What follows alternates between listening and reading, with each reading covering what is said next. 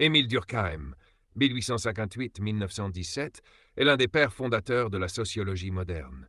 Il a cherché à établir la sociologie comme une science rigoureuse, fondée sur des méthodes empiriques et des concepts spécifiques. Voici les idées principales de sa sociologie. 1.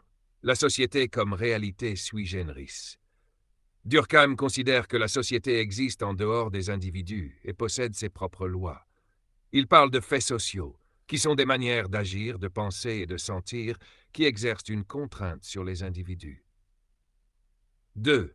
Les faits sociaux. Il définit les faits sociaux comme des phénomènes extérieurs aux individus dotés d'un pouvoir de coercition. Exemple, la langue, les normes, les lois, les croyances religieuses. La méthode sociologique. Dans les règles de la méthode sociologique, 1895, Durkheim insiste sur une approche objective et scientifique de la société. Il recommande d'étudier les faits sociaux comme des choses, en les observant de manière empirique. La solidarité sociale. Dans De la division du travail social, 1893, il distingue deux types de solidarité. Solidarité mécanique, caractéristique des sociétés traditionnelles, où les individus sont liés par des similitudes, croyances, valeurs, modes de vie. Solidarité organique, caractéristique des sociétés modernes où la division du travail crée une interdépendance entre les individus. Le suicide et l'anomie.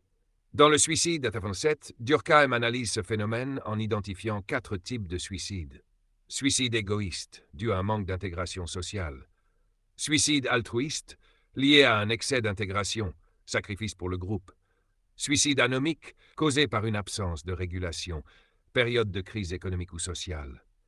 Suicide fataliste, dû à un excès de régulation, pression extrême.